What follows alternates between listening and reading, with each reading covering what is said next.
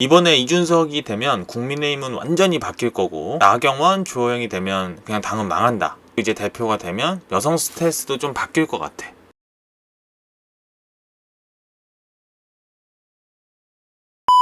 최근에 국민의힘 당대표 선거가 한참 좀 불타오르고 있지.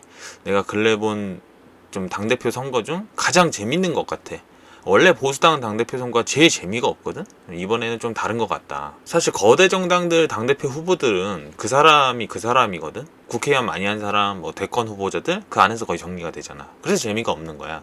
근데 이번에 국민의힘 당대표 선거가 좀 재미있는 게 이준석 출마 때문이지. 사실 이준석 출마는 그렇게 신기한 뭐 상황은 아니다.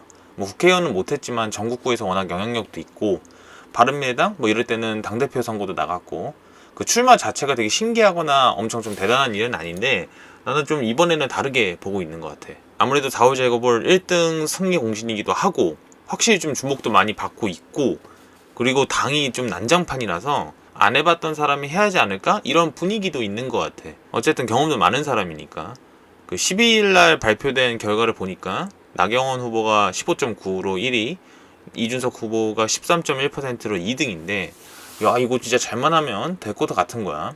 본론으로 넘어가서 나는 이준석이 당대표가 되면 국민의힘이 대권을 가져갈 수 있다고 봐. 첫 번째 이유는 젊은 정당 청년 이미지를 갖고 갈 수 있다. 되게 정치 기사에서 주기적으로 나오는 게 한국 정치엔 청년이 없다 이런 거잖아.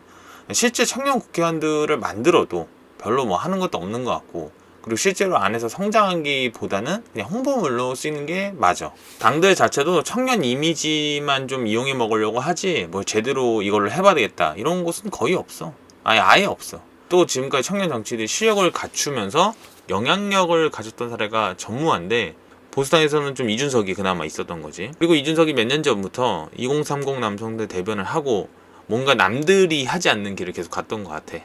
결국 이번 재보궐에서 그게 먹혔다는 걸 보여줬고, 이런 상황에서 이준석이 당대표가 되면 가장 늙은 정당으로 평가받던 국민의힘이 가장 젊은 정당으로 한순간 되는 거야. 당대표가 권한도 있지만 되게 이미지적인 느낌이 세잖아. 30대 이준석이 당대표가 되면 그런 젊은 이미지, 청년 이미지를 국민의힘이 다 갖고 간다. 게다가 뭐 어중이 더중이도 아니고 뭐 실력은 다 인정받는 사람이니까 결국 국민의힘이 이런 이미지를 갖고 가면서 계속 민주당을 낡은 정당으로 만든다면 나는 가능성을 만들 수 있다고 보는 거지. 그런 기반 속에서 대권이 치러지는 거라 그냥 반문재 연합으로 선거 치른 거는 완전 다르다는 거야. 두 번째는 이준석이 아닌 나경원, 주호영이 하면 최악이라는 건데, 사람들이 좀 오해를 하는 게 모든 정치인이 대통령을 하고 싶어 한다는 거야.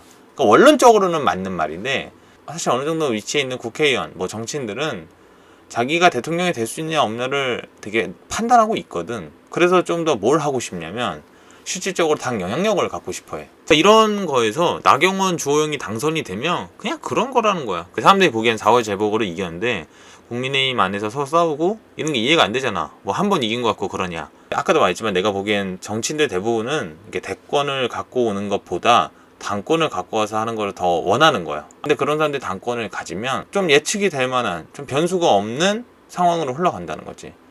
근데 이준석이 되면 그것보다는 나은 상황이 될 거라는 거야. 이준석이 지금 뭐 공천과 가지고 당대표에 도전한다기보다는 본인 체급을 더 키워야 되는 상황이라고. 아까 그 말로 하면 이준석은 아직까지 대통령이 될 수 있는 사람이잖아. 몇 년, 몇십 년 내다봐야 되지만. 그래서 이번에 대통령 만들기에 더 집중을 할 거고, 결국 그런 인식적 차이에서 보면 국민의힘이 대통령을 만들려면 이준석 당대표가 훨씬 낫다는 거야. 세 번째는 윤석열 변수인데, 사실 좀 사람들이 내년 대선이 국민의힘이 유리하다고 보는 사람들이 되게 많아.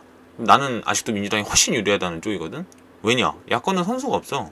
윤석열 얘기를 하는데 윤석열 사례 너무 많고, 윤석열이 삼지대를 가든 국민의힘을 가든 불쏘시개 역할을 할 가능성이 많아. 본인이 뭔가를 하기보다는.